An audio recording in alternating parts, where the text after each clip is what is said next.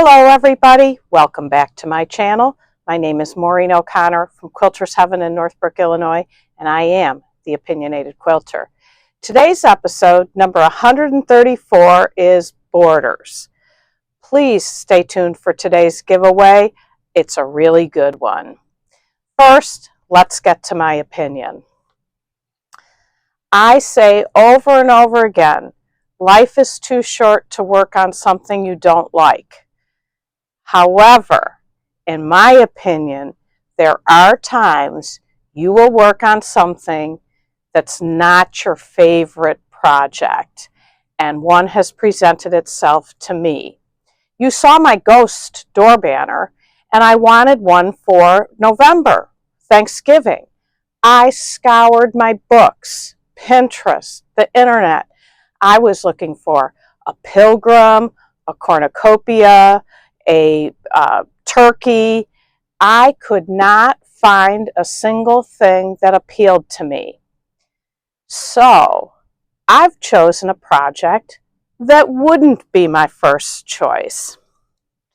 I am doing a turkey, and I saw turkeys that had far less pieces, but I didn't like them as much. This is the turkey that I am going to do.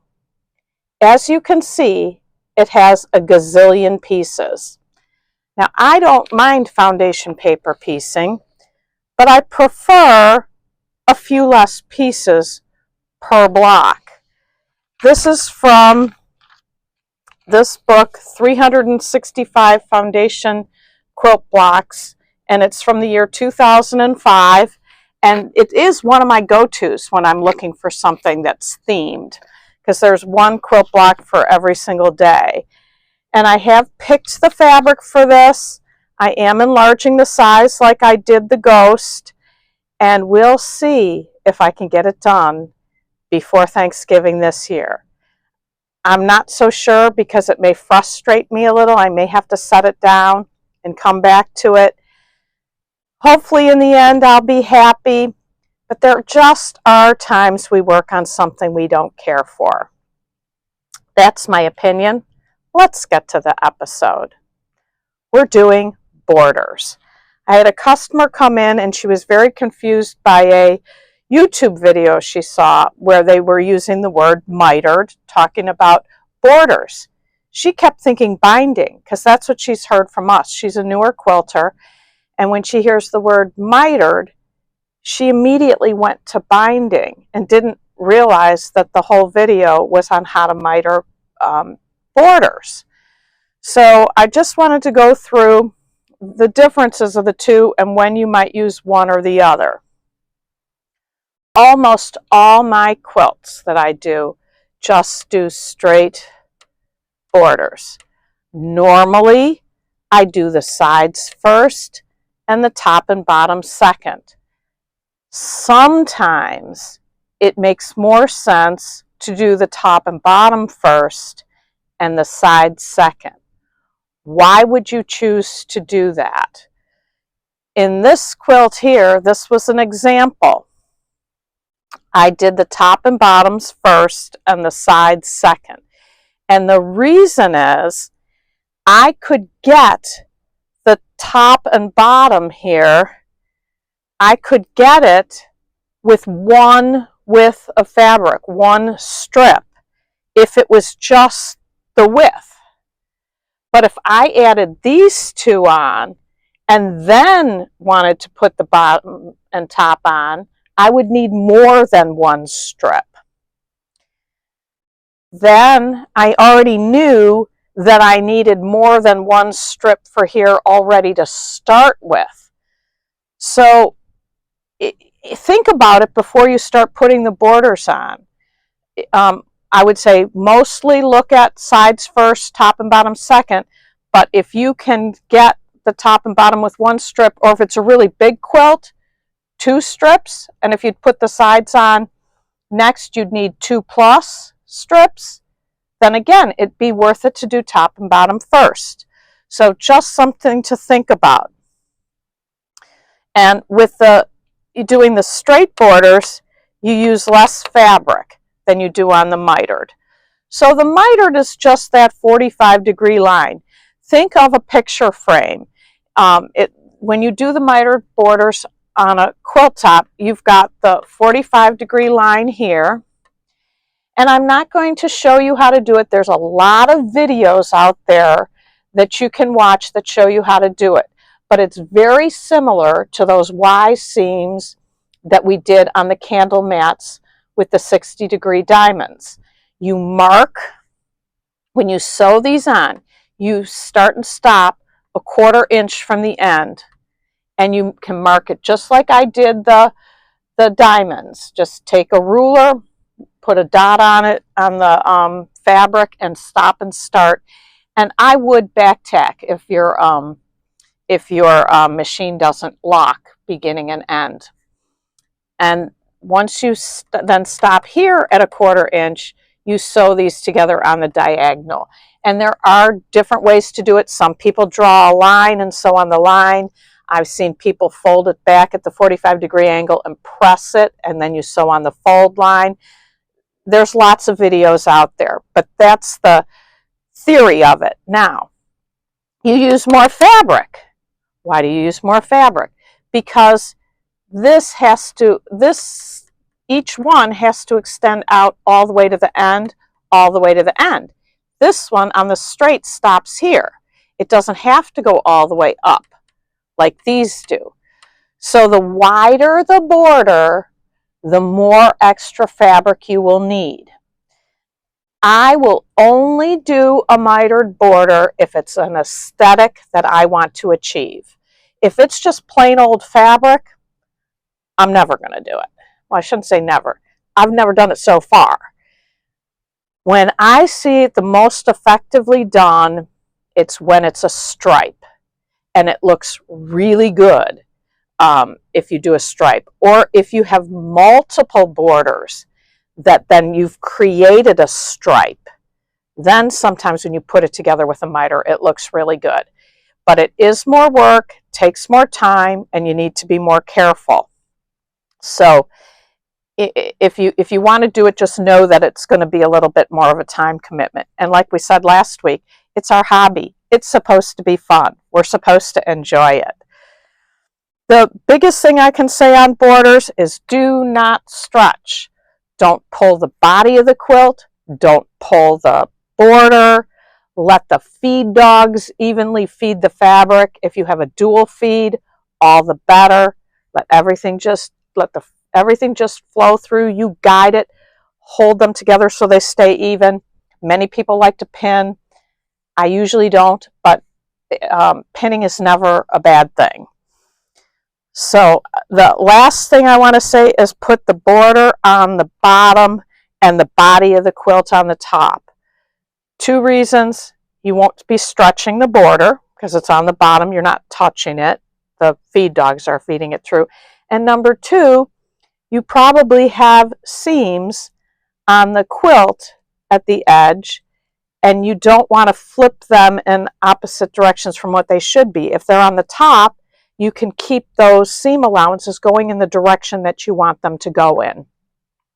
So that's one tip, especially for beginners, that I'd like to share with you, because I think it really helps you put on your borders.